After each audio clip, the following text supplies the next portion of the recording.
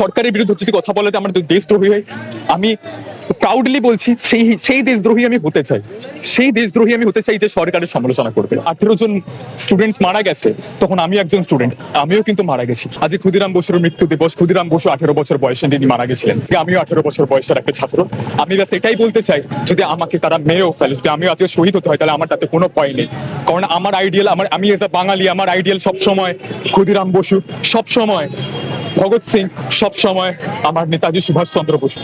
আমার একটা প্রশ্ন আছে সকলের কাছে, when the power cannot control the dissent, is it serving the people or is it serving merely itself?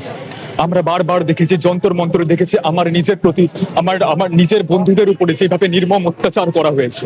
আমার দুজন মহিলা বন্ধু, আমার দুজন ফিমেল ফ্রেন্ডসকে তার পুলিশেরা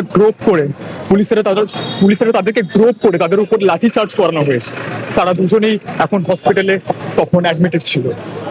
তাদের পরিবারের কি হবে? যেইভাবে স্টুডেন্টসদের উপর অত্যাচার করা হয়েছে পরের পর আমি যখন আশুতোষ কলেজে আমার যে প্রোটেস্টটা সেটা যখন ইনিশিয়েট করতে যাই, তখন আমাকেও ধমকি দেওয়া হয়, তখন আমাকেও ভয় দেখানো হয় যে আমাদের ছাল চামড়া নাকি ছাড়িয়ে দেবে। অ্যাপারেন্টলি আমি সকলের কাছে একটি আবেদন জানাতে চাইছি, আইসা হোক, এসএফআই হোক, এআইডিএস হোক, যারাই যত রকমের ছাত্র সংগঠন আছে, লেফট হোক রাইট হোক, আমার তাতে কোনো যায় আসে না। আমার ব্যাস একটাই প্রশ্ন, যখন অত্যাচারটা হচ্ছে তখন তোমার উপর হচ্ছে, তখন আমাদের উপর হচ্ছে না, তখন একজনের উপর হচ্ছে না, তখন সকলের উপরেই হচ্ছে। এটা হয়েছে, মানে অত্যাচার হয়েছে তো জান্তার মান্তার হয়েছে, আমরা কলকাতাতেও দেখেছি যেভাবে নির্মম অত্যাচার করা হয়েছে।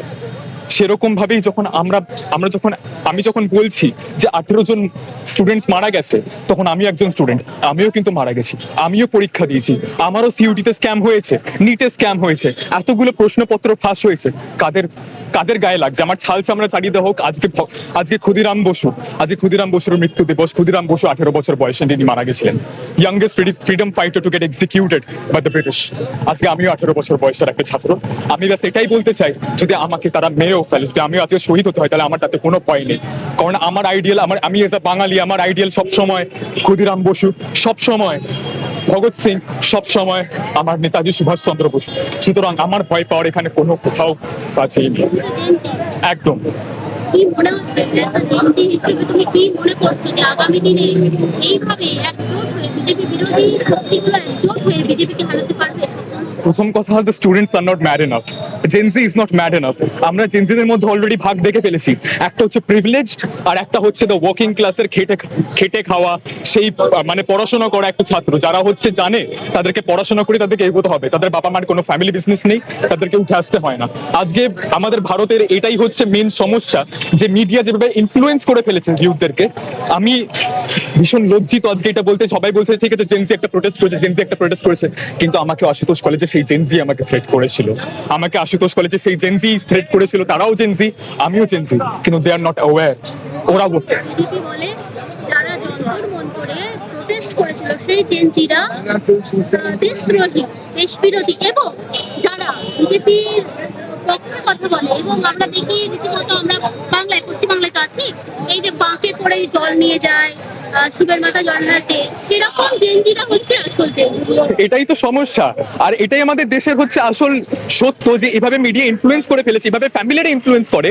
ফ্যামিলির ইনফ্লুয়েন্সে আজকে কি হচ্ছে, জেনজিরা না পুজো করে নিজেকে খুব বেশি সুপারস্টিশিয়াস বানিয়ে নিজেদেরকে অতিরিক্ত বেশি কি বলবো, ভেরি গুড কোয়ালিফাইড মনে করে। ঠিক আছে, তো এটাই আজকে আমার লজ্জা করে যে এরকম জেনজি এক্সিস্ট করছে যারা জেনজিদের পাশে দাঁড়াতে পারছে না। কঙ্গনা রানাউত বলেছে জেনজি নয়, জেনজি নয়। কঙ্গনা রানাওয়াত অনেক কথাই বলা হয়েছে।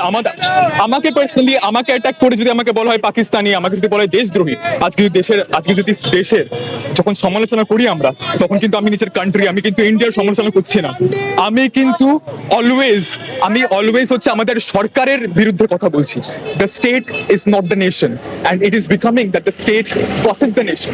Y would the state oppress the nation?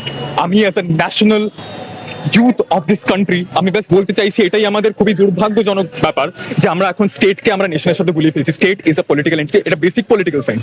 State is a political entity, nation is the people who comprises it. আমরা নেশন, আমাদের সাথেই দেশটা তৈরি হচ্ছে, একটা জিও পলিটিক্যাল বর্ডার নিয়ে, দুটো মন্ত্রী নিয়ে কখন একটা দেশ হয় না।